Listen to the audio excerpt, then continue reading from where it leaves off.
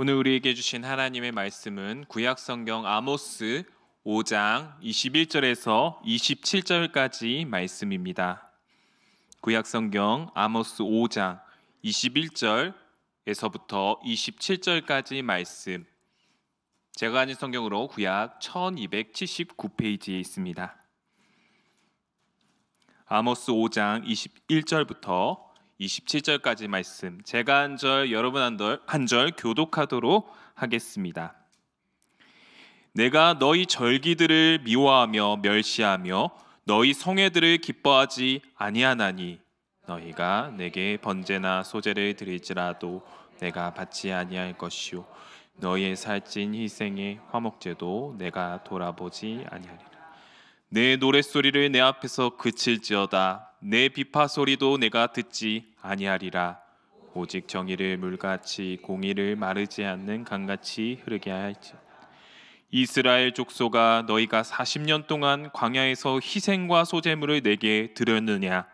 너희가 너희 왕 기윤과 너희 우상들과 너희가 너희를 위하여 만든 신들의 별 형상을 함께 읽겠습니다. 내가 너희를 다메섹 밖으로 사로잡혀 가게 하리라. 그의 이름이 만군의 하나님이라 불리우는 여호와께서 말씀하셨느니라. 아멘. 오늘 말씀 아모스 5장 21절부터 27절 말씀을 통해 삶의 예배라는 제목으로 하나님의 말씀 전하도록 하겠습니다. 여러분, 몸의 건강 테스트를 하는 아주 쉬운 방법 중에 하나가 있다고 합니다. 어떤 거냐면요, 딴 데서는 하지 마시고 집에서 안전한 곳에서 하시기 바랍니다. 몸이 불편하신 분들은 하시면 안 돼요.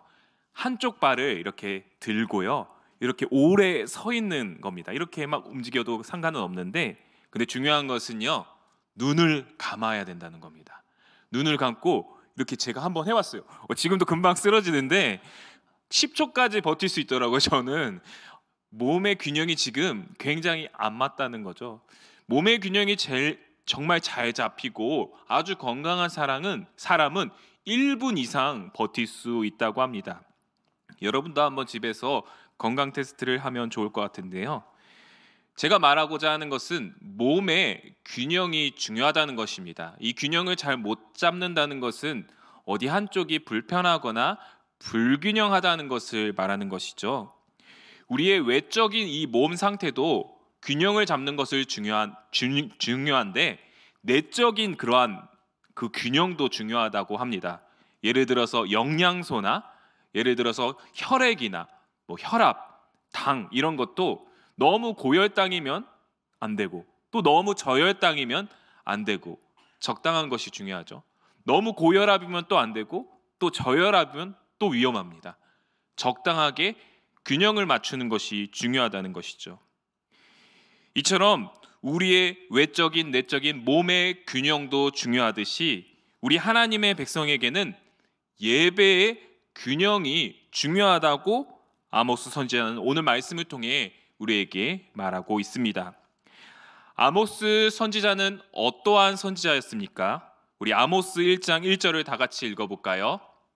유다 왕 우시아의 시대에 곧 이스라엘 왕 요아스의 아들 여로보암의 시대 지진 전 2년에 드고와 목자 중 아모스가 이스라엘에 대하여 이상으로 받은 말씀이라. 아멘. 말씀에 보시면은 드고와 목자 중 아모스가 이렇게 나와 있습니다. 아모스는 드고아의 목자였다고 해요. 드고아는 예루살렘에서 남쪽으로 한 15km, 베들레헴으로부터 10km 떨어진 아주 조그만 성이었습니다. 이 시골과 같은 조그만 성에 한 목자를 하나님께서는 하나님의 말씀을 전하는 선지자로 세우셨어요. 또한 아모스 7장에 아모스는 자신을 이렇게 소개하고 있거든요. 아모스 7장 14절 후반절에 나는 선지자가 아니며 선지자의 아들도 아니라 나는 목자요 뽕나무를 재배하는 자로서 라고 나와 있습니다. 아모스는 예레미야나 에스겔과 같이 좋은 가문의 출신이 아니었습니다. 제사장 가문의 출신이 아니었어요. 선지자로 교육받은 사람도 아니었어요. 그냥 그저 자그마한 양떼를 치는 목자였고 뽕나무를 재배하는 그러한 농부였습니다. 지금으로 말하자면 이것저것 조그만 가게도 해보고 조그만 사업도 하다가 하나님께 부름을 받은 평신도 사역자라고 볼 수도 있죠. 하나님께서는 이 선지자 교육을 제대로 받은 사람이 아닌, 제사장 가문의 출신도 아닌 이 목자요 농부인 아모스를 하나님의 말씀을 전하는 선지자로 왜 세우셨을까요? 그는 비록 양떼를 치는 목자였고 뽕나무 열매를 재배하는 농부였지만, 그러한 삶을 살고 있었지만 아모스는 그러한 작은 삶 속에서 세상에 얽매인 사람이 아닌 하나님을 예배하는 참된 예배자의 삶을 살았기 때문에 하나님은 아모스를 삶의 예배를 전하는 자로 사용하셨다는 것이죠. 그렇다면 이 아모스 선지자는 남유다 출신의 선지자였습니다. 그런데 특이하게도 북이스라엘의 말씀을 전하는 선지자가 되었어요. 북이스라엘의 당시 모습은 어떠했을까요? 당시 북이스라엘은 여로보암 2세 통치 가운데 마치 솔로몬 시대와 같은 황금 시대를 누리고 있었다고 합니다. 북쪽으로 남쪽으로 영토가 진짜 솔로몬 시대까지 확장되게 되고 그곳에 중요 무역 통로가 있었대요. 무역과 상업이 최고로 발전해서 나라가 정말 부유하고 잘 나가는 시기였습니다. 그러나 그렇게 나라는 풍요하고 잘 나가고 있었지만 신앙적으로는 타락하여 부패하여 가난한 사람들을 억압하고 폭력을 일삼는 죄악된 삶과 예배가 분리되는 그러한 삶을 살고 있었다고 합니다. 그런데 예배는 정말 많이 드렸어요. 화려하게 드렸어요. 이 화려함과 외형적인 모습만 추구해서 삶과 예배가 단절된 그러한 모습, 신앙의 불균형이 이 북이스라엘에 만연했다고 하는 것입니다. 하나님께서는 이러한 북이스라엘의 삶과 예배가 모순된 불균형적인 모습을 보시고 아모스 선지자를 보내 균형 잡힌 예배에 대해서 선포하도록 전하십니다. 아모스가 전하는 균형 잡힌 예배의 첫 번째는요, 무엇이냐? 바로 하나님을 찾는 예배였습니다. 우리 아모스 5장 21절에서 23절까지 말씀 세 절인데요, 함께 읽어보도록 하겠습니다. 내가 너희 절기들을 미워하여 멸시하며 너희 성회들을 기뻐하지 아니하나니 너희가 내게 번제나 소제를 드릴지라도 내가 받지 아니할 것이요 너희의 살찐 희생의 화목제도 내가 돌아보지 아니하리라. 내 노랫소리를 내 앞에서 그칠지어다 내 비파소리도 내가 듣지 아니하리라. 아멘. 여기서 절기는요, 유월절, 맥추절, 그리고 초막절과 같은 이스라엘의 대표적인 절기들을 말합니다. 성회는 그러한 절기에 이루어지는 특별한 모임, 즉 예배를 가리키죠. 이러한 절기와 성회 때 이스라엘에는 수많은 제사와 번제와 화목제가 올려졌습니다. 그 크기와 규모는 엄청났습니다. 그러나 하나님께서는 이러한 절기와 제사, 화려한 예배들을 보시고 내가 그것들을 미워하며 멸시하며 기뻐하지 아니하며 받지도 듣지도 돌아보지도 아니하리라 라고 말씀하고 계세요. 지금 하나님의 말씀의 그 심정은 너무나도 심기가 불편하고 화가 나 있는 것처럼 보입니다. 원어로 보면요, 하나님께서 그 예배를 싫다고 하세요. 역겹다까지 이렇게 의미를 찾을 수 있습니다. 그러나 우리는 이러한 하나님의 모습에 매우 당황스럽습니다. 왜요? 하나님께서 절기와 예배들을 만드시지 않았습니까? 하나님께서 그렇게 절기와 예배를 지키라고 명령하시지 않았습니까? 우리가 반문할 수 있어요. 하나님께서는 지금 자신이 만든 예배를 싫어하시는 겁니까? 지금 예배의 실증을 느끼고 계시는 겁니까? 뭔가 예배에 문제가 있다고 해서 새로운 예배 형식으로 바꾸기를 원하시는 겁니까? 아닙니다.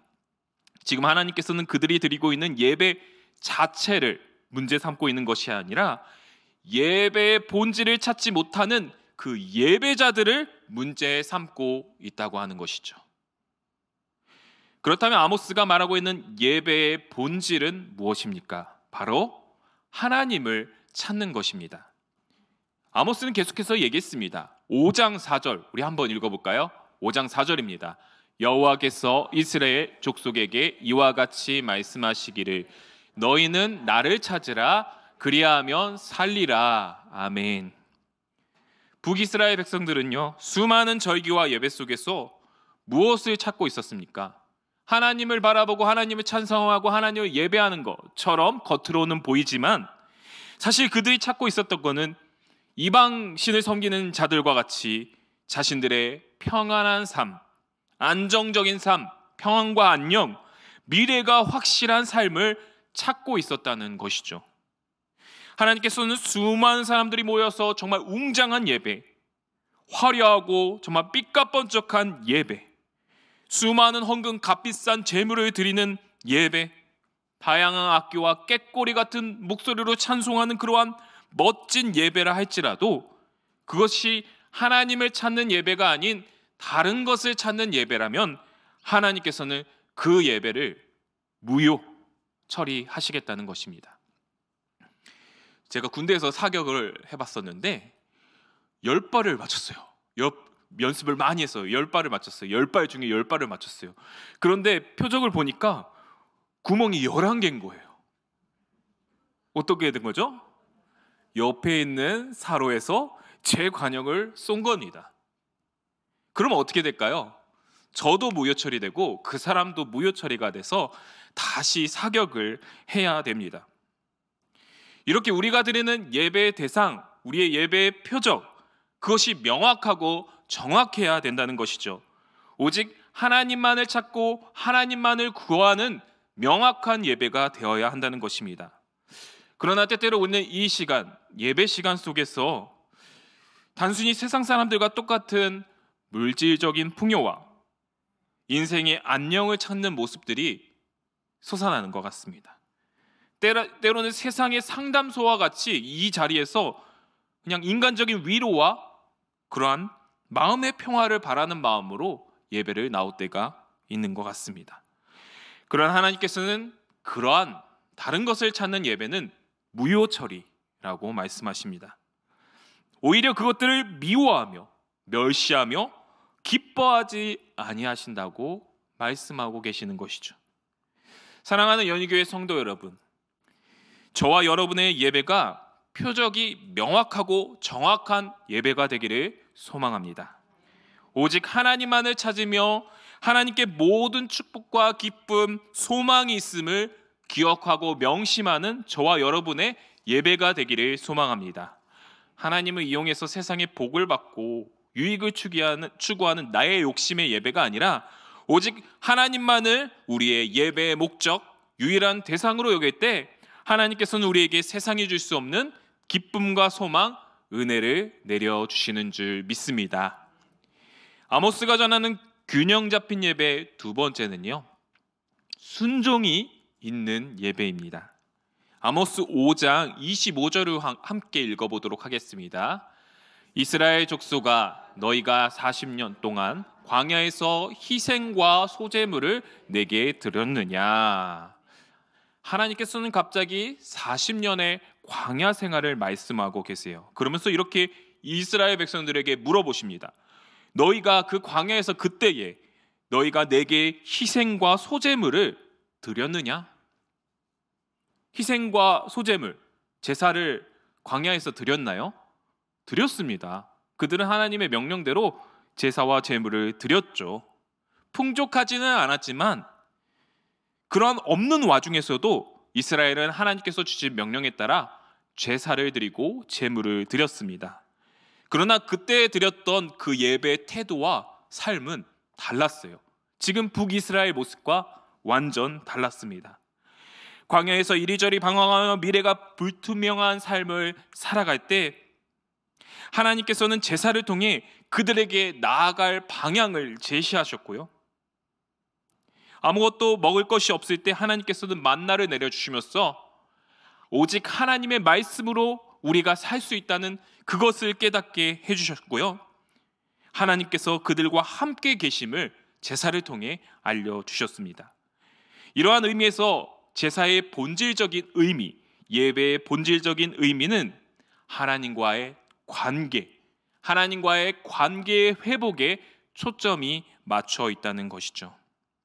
이스라엘아, 너희가 광야에 있을 때 달랑 제사만 드렸느냐? 하나님께서는 이스라엘이 이렇게 대답하기를 원하셨습니다. 하나님, 아닙니다. 저희는 제사를 드린 것이 아니었습니다.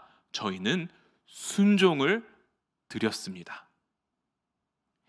사무엘상 15장 22절, 우리가 너무나도 잘 아는 말씀, 사무엘상 15장 22절 함께 읽어보도록 하겠습니다.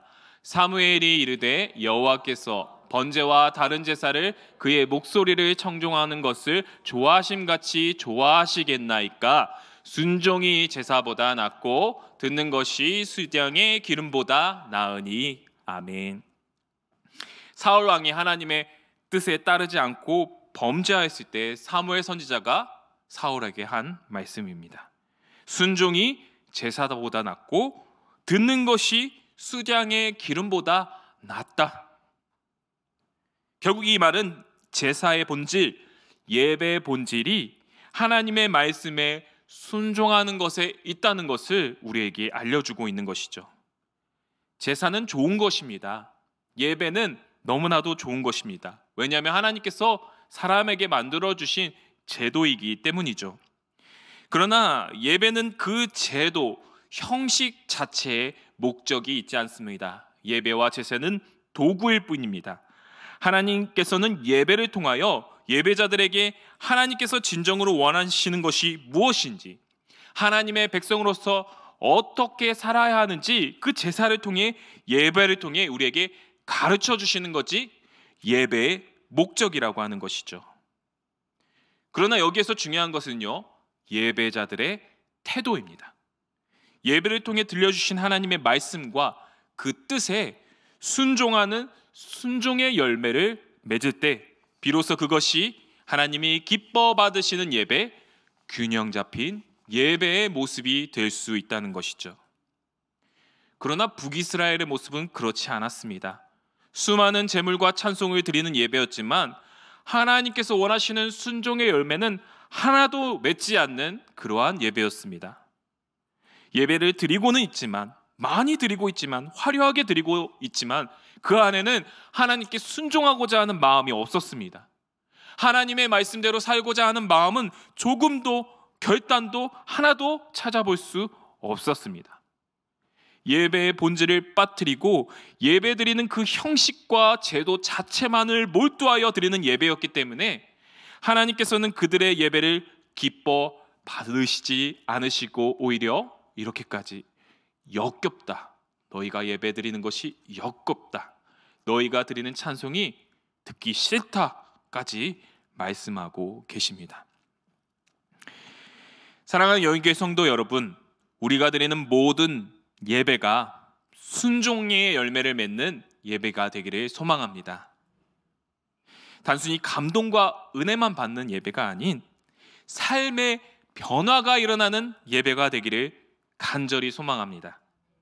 찬송을 부를 때도요, 그 찬송의 가사를 묵상하며 그 가사의 내용이 나의 결단으로 삶의 변화로 이어지는 그러한 예배가 되기를 바랍니다. 말씀을 드릴 때 다 아는 말씀, 오늘은 그냥 흘려드려야지, 그러한 말씀이 아니라 정말 저 말씀대로 그동안 내가 살지 못했구나, 나의 삶을 다시 한번 결단하고 삶의 변화가 있는 예배가 되기를 주님의 이름으로 간절히 소망합니다. 그러한 삶의 예배가 우리 가운데 일어날 때 하나님께서 기뻐 받으시는 균형 잡힌 예배가 드려진다고 하는 사실이죠. 마지막으로 아모스가 전하는 균형 잡힌 예배 세 번째는요, 공의와 정의가 흐르는 예배라고 하는 것입니다. 우리 아모스 5장 24절, 너무나도 유명한 말씀인데 함께 읽어보도록 하겠습니다. 오직 정의를 물같이 공의를 마르지 않는 강같이 흐르게 할지어다. 아멘. 너무나도 잘 아는 말씀입니다. 여기서 공의는요, 히브리어 원어로 어려움을 당한 사람들의 마음을 같이 하다라는 의미를 내포하고 있습니다. 정의는 무엇이냐?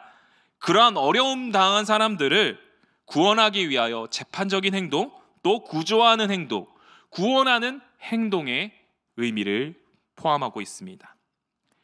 아모스는 이것을 공의와 정의를 마치 그림 언어같이 이러한 하나님의 공의와 정의가 넘쳐나는 이스라엘의 모습을 보여주고 있는데요. 하나님께서 바라시는 하나님의 꿈이, 이스라엘을 향한 꿈이 이러한 모습이었습니다. 그러나 북이스라엘의 모습은 어떠했습니까? 가난한 자들을 억압하고 충분한 부요함을 누리고 있었지만 그것을 세상 가운데 빛으로, 정의로, 공의로 흘려보내는 것이 아닌 무시하고 홀대하며 자신의 욕심만 쫓아 살아가는 타락과 부패를 흘려보내는 그러한 예배와 그러한 삶을 드리고 있었다는 것입니다. 제가 어린 시절에 경기도 남양주시 태계원에 살고 있었습니다. 그때는 태계원리였는데 지금은 면으로 바뀌었더라고요. 되게 작은 동네였습니다. 근데 거기에 옆에 왕숙천이라는 강이 흐르고 있었어요. 왕이 거기에서 묵었다고 해서 왕숙천이라고 이렇게 이름이 지어졌는데, 그 왕숙천에 제가 어렸을 때 미꾸라지도 잡고 붕어도 잡고 쪽대로 막 잡고 수영도 하고 정말 재밌게 놀았던 곳이었습니다. 그런데 초등학교 5, 6학년이 되면서 여기에 도시 개발이 막 일어나면서 각종 공장의 폐수와 그 축산에서 나오는 오물들이 막 내려 나오는 것이에요. 사람들이 여름만 되면 그곳에 어렸을 때 굉장히 피서를 하기 위해, 수영을 하기 위해 많이 모였습니다. 그런데 이제는 악취가 나고 폐수가 흘러넘쳐나는 그러한 강이 되자 사람들의 발길이 끊어졌어요. 사람들은 오히려 그곳을 지날 때마다 악취가 난다며 그곳을 떠났습니다. 지금도 그렇게 됐는지 잘 모르겠지만 그렇게 폐수가 흘러넘쳐나는, 악취가 흘러넘쳐나는 예배자의 모습, 우리의 예배가 하나님의 맑은 정의와 공의를 맑은 강물처럼 흘러넘치게 만드는 예배가 아니게 된다면, 이처럼 공장 폐수와 같이 악취와 더러움을 뿜어내는 예배가 될 수 있다는 것입니다. 아모스 선지자는 그것을 우리에게 경고하고 있는 것이죠. 여기서 중요한 것은요, 흐르게 하다라는 단어입니다. 우리의 예배는 예배당에 갇혀있는 예배가 아닙니다. 예배당에 갇혀있는 예배가 아니라 세상 밖으로 흘러가는 예배가 되어야 한다는 것입니다. 아모스 5장 15절 전반절에 이렇게 나와 있어요. 우리 함께 읽어보도록 하겠습니다. 너희는 악을 미워하고 선을 사랑하며 성문에서 정의를 세울지어다. 아멘. 하나님께서는 아모스 선지자를 통하여 이스라엘 모든 백성에게 성문에서 정의를 세우라 말씀하고 계십니다. 성문은 어디입니까? 이스라엘 백성들이 예배를 마치고 나오는 곳이었습니다. 그리고 그곳에서는 수많은 삶의 여러 가지 문제들과 관련된 재판이 진행되고 있는 곳이었어요. 또한 그 시대의 삶의 가치관, 각종 소문과 뉴스들의 가치 판단, 옳고 그름이 판단되어지는 곳이었다는 것입니다.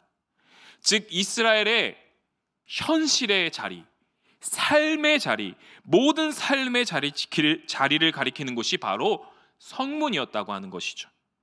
하나님께서 원하시는 진정한 예배자의 모습은 무엇입니까? 그 모든 삶의 자리, 현실의 자리, 성문에서 하나님의 공의와 정의를 실현하는 것이 바로 하나님이 원하시는, 기뻐하시는 균형 잡힌 예배자의 모습이라고 하는 것이죠. 단순히 더 많이 예배를 드리고 더 제사를 드리고 더 비싼 제물을 드리고 화려한 찬송을 하고 그러한 예배가 아니라 하나님의 정의와 공의의 실현을 저 성문 밖으로 흘려보내는 그러한 공의와 정의를 강물처럼 흘려보내는 예배, 이것이 바로 하나님의 백성을 향한 하나님의 꿈, 참된 예배자의 모습이었다고 하는 것입니다. 어떤 선교사님이 이 침수를 배우셔서 선교 사역을 나가셨다고 합니다. 선교 지역 사람들에게 무료로 침을 놔주셨다고 해요. 근데 선교사님을 곤욕스럽게 하는 것이 있다고 합니다. 뭐냐면 그 선교 지역 사람들의 발냄새였어요. 침을 놔야 되는데 이제 신발 벗고 들어오는데 발에다가 침을 놔주는데 발냄새가 너무 심해가지고 도저히 침을 못 넣겠다고, 집중을 못 하겠다고 하는 것이었습니다. 그래서 마스크를 아주 짱짱한 마스크, 그때는 그 코로나가 시작되기 전이었습니다. 마스크를 아주 두꺼운 거를 끼고 침을 놨다고 합니다. 그런데 이제 예배를 드리다가 갑자기 마스크를 쓰고 침을 놓는 자신의 모습을 바라보게 되었다고 해요. 그러면서 하나님께서 주시는 마음은 마스크를 벗고 웃는 모습으로 그들에게 침을 놓는 그러한 선교사님의 모습이었다고 합니다. 그래서 마스크를 벗고 침을 놓았다고 합니다. 발냄새가 향기로워졌을까요? 그렇지는 않았다고 합니다. 그런데 이 냄새가 점점 편해지고 마스크를 벗어도 침수를 놓을 수 있을 만큼 편안해졌다고 합니다. 근데 무엇보다 선교지 사람들이 이 선교사님의 그러한 모습을 통해, 웃는 모습을 통해 이 선교사님이 정말 우리를 사랑하시는구나, 그러한 마음을 느꼈다고 합니다. 사랑하는 연희교회 성도 여러분, 저는 우리 연희교회 모든 예배자들이 저 예배당 문을 나가자마자 동시에 여기서 맺은 순종의 열매로 세상을 변화시키는, 하나님의 공의를 강물처럼, 하나님의 정의를 마르지 않는 강처럼 흘려보내는 저와 여러분의 모습이 되기를 간절히 소망합니다. 세상이 악취가 난다고 해서 마스크 쓰고, 악취가 난다고 해서 그 자리를 떠나고, 예배당 안만 거룩함을 추구하고 삶의 예배가 분리된 채 하나님의 사랑, 하나님의 공의를 그냥 이 예배당 안에서만 찾다 보면은 그것은 오히려 고여있는 썩은 물이 될 수 있습니다. 하나님이 기뻐하시는 예배자의 모습에서 멀어질 수 있다고 하는 것이죠. 우리 신년부흥의 강사 목사님 말씀처럼 하나님이 기뻐하시는 연희교회의 모습을 다시 한번 꿈꿔봤으면 좋겠습니다. 연희교회가 정말 하나님의 공의가, 하나님의 정의가 강물처럼 흘러나는 연희교회의 모습을 한번 상상해 꿈꿔보십시오. 이 연희동 지역에 이 서대문구, 대한민국의 사람들이 강물처럼 정의가, 공의가 흘러나는 그 연희교회의 모습을 보며 저 교회는 정말 세상 사람들이 본받을 만한 그러한 정의와 공의가 넘쳐나는 교회다. 저 교회는 정말 일을 진행하고 행하는 것에 있어서 정말 공의롭고 정의롭다 칭찬하고, 정말 저 교회는 예수님의 사랑이 흘러넘치는 교회다 라고 소문나는 모습을 한번 꿈꿔보시기 바랍니다. 이러한 하나님의 공의와 정의가 강물처럼 흐르는 연희교회가 되기 위해선 무엇보다 우리의 삶이 중요합니다. 아모스 선지자는 삶과 예배의 밸런스에서 삶에 초점을 두고 있어요. 우리의 삶의 예배, 이곳에서 받은 예배와 기쁨과 순종의 열매가 우리의 가정 가운데서도 열매가 맺기를, 우리의 직장 가운데서 열매를 맺기를, 우리의 삶의 자리에서도 열매를 맺고 공의와 정의가 강물처럼 흘러갈 때 하나님께서는 우리의 삶을 통하여 이 땅에 하나님의 공의와 정의와 사랑을 이루어 가시는 줄 믿습니다. 말씀을 맺겠습니다.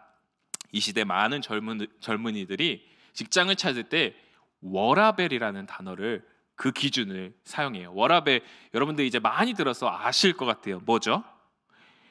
Work and Life Balance죠. 일과 삶의 이 균형이 중요하다고 하는 것입니다.